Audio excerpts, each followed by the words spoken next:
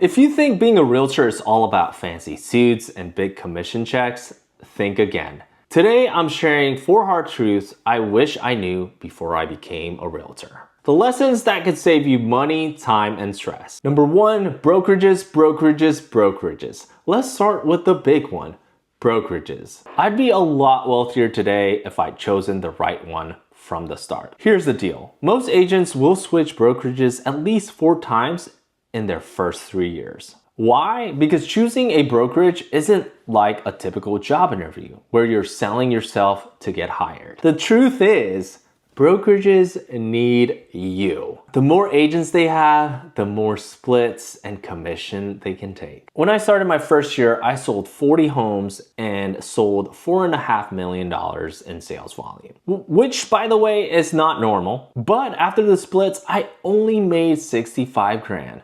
This is before taxes and business expense. I should have made close to 6 figures. I didn't get a single lead, and I'm a DIY type of guy where it's hard for me to ask help. The law requires us to hang our license with a brokerage, and that often means they're taking a significant cut of your commission. Sometimes up to 50%. It's not right. And this is part of the reason why 90% of realtors fail in their first 2 years. Now I'm with a boutique local brokerage that averages around $500 per transaction as their fee. Compared to my old brokerage where if I made $10,000, they would take 40% of that. Big name brokerages might lure you in with their amazing training, but here's the reality. You only need one good mentor to guide you in your real estate journey. People hire you for you, not the brokerage on your business card. Choose a brokerage that provides real value, that fits with your personality, and lets you keep most of your commission. Without money, you're not surviving this journey. Number 2, ever-changing lead generation. In real estate, you're never safe, not even the seasoned pros. The way we generate leads is always evolving.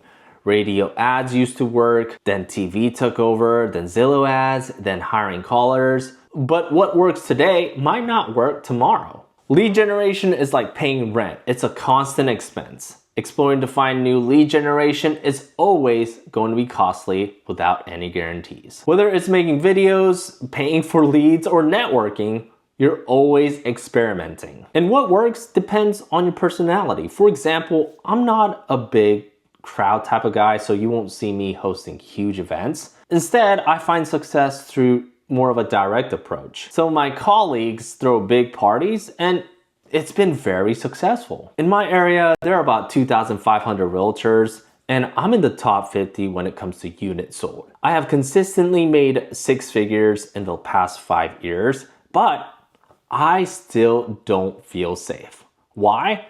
Because real estate is so unpredictable. One bad month can mean 0 income. For example, last month a $6,000 deal fell through and I ended up making $0 for that month. At the beginning of this month, I was projected $0, but now it's at $10,000 because I put 2 properties under contract, which I still have no guarantee that they will both close. And for the next month, I actually have nothing lined up. Money management. Let's talk about money. You probably heard lottery winners going bankrupt and wondering, how can that ever happen? Well, real estate can feel like that too if you're not careful. When you're making good money, it's easy to let your expenses creep up. Eating out more, ordering DoorDash, upgrading your car, renovating your house, it adds up. So now your $3,500 monthly expenses is now $7,000. As realtors, our checks aren't tax deducted. So you need to set that money aside.